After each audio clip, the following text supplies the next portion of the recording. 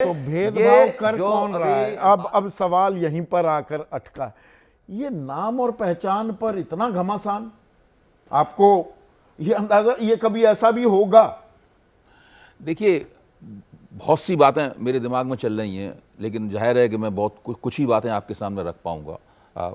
मेरा मानना यह है कि जैसे कि मान लीजिए एक नौजवान है, वो उसका नाम आदित्य होना चाहिए कि आफताब होना चाहिए।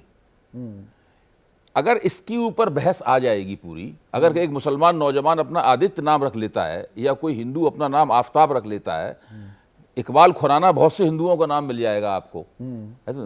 जनसत्ता में जब मैं काम करता था, वहाँ रिपोर्टर थे तो उनकी जाति तोमर थी, एक की जाति चौहान थी, वो आगे का नाम मुसलमान वाला नाम था।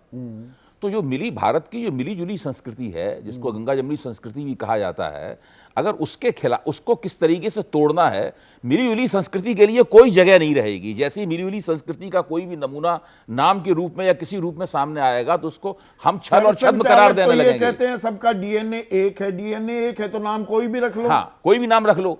अच्छा, अब जैसे कि हम सब लोग कुर्ता पजामा पहनते हैं, हाँ। तो कुर्ता नाम तुर्की भाषा का शब्द नाम है, हाँ। पजामा फारसी भाषा का नाम है, हाँ। शब्द है। तो अब आप कैसे कुर्ता पजामा छोड़ देंगे करना? हाँ। तंदूर की रोटियां खाते हैं, तंदूर कहां से आया है? तंदूर ईरान से आया है। जो आलू दिन रात खाते हैं, वो आलू अंग्रेज लाए थे हिंदुस्तान में। वो वैदिक काल में आलू नहीं होता था हिंदुस्तान में, पुराने काल में भी आलू नहीं होता था, वो अंग्रेज लाए थे। अंग्रेज ने पहाड़ों पर लगाया तो पहाड़ी आलू के रूप में हम लोगों के सामने आया नहीं। पर यहां पर सुधांशु मित्तल ये कह रहे हैं, क्योंकि वो बड़े फूडी भी हैं, कि इसमें पहचान छिपाई नहीं जा रही। पहचान क्यों छिपाई जाए? मेरा कहना है कि पहचान, सवाल यह है कि जो पहचान है, आपको पहचान पे ही आपत्ति है, दरअसल छिपाने का सवाल नहीं है। मैं यही तो कह रहा हूं, जो हिंदू अपना नाम इकबाल खुराना रखता है, वो आपको वो छल कर रहा है क्या? मैं जब पटपड़गंज में रहता था तो मेरे घर के सामने हमारे जो पड़ोसी थे, उनका नाम इकबाल था और वो हिंदू पंजाबी थे। तो आप उसको छल कहेंगे क्या? ये इस बात को छल छद्म कहना, ये जो मिली जुली संस्कृति है, ये उसके खिलाफ चालाकी से चलाया गया एक अभियान है। पहली बात तो ये है। दूसरी बात मैं ये कहना चाहता हूं बहुत संक्षेप में, कि जब से ये 2019 में मोदी सरकार बनी है और 17 में योगी सरकार बनी है, तब से एक नई प्रवृत्ति सामने आई है कि जो संविधान सम्मत चुनी हुई सरकार है, वही सर्वोच्च है, वही शक्तिशाली है।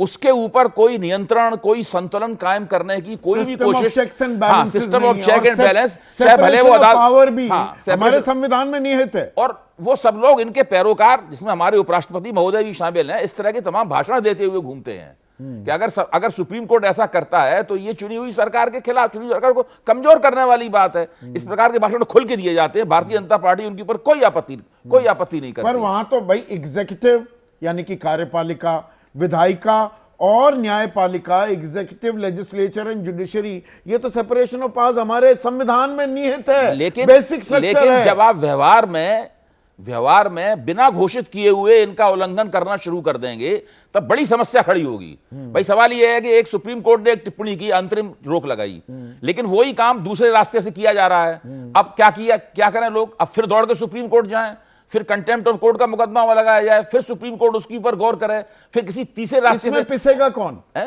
जो गरीब है वो पिसेगा। ये तो स्ट्रीट वेंडर्स, खोमचे वालों के लिए है। बिल्कुल। कोई भी डंडा चलाएगा ना आकर, अभी भी चलते हैं। देखिए, मैकडोनल्ड के प्रोडक्ट के खिलाफ ये बात नहीं जाएगी, ये बात जो है केएफसी के प्रोडक्ट के खिलाफ नहीं जाएगी। ये मल्टीनेशनल कारपोरेशन जो हमें सामान खिलाते हैं, इसके खिलाफ ये बात नहीं जाएगी। ये सामान्य लोग, मध्यवर्गीय लोग, निम्न मध्यवर्गीय लोग, किसी भी धर्म के हों, ये उनके खिलाफ बात जाएगी।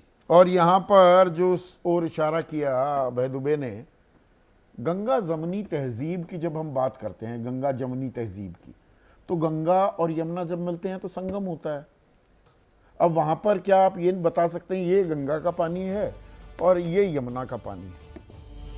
तो हम तो हवाला सदियों से देते आए हैं गंगा जमुनी तहजीब की, कि हम सारे एक साथ मिलकर भारतवासी बनते हैं। तो इस नाम और पहचान पर घमासान के दरअसल कोई मायने हैं भी क्या? इससे देश का फायदा होगा क्या ये हमें विश्व गुरु बनाएगा? इस बारे में भी सोचिए।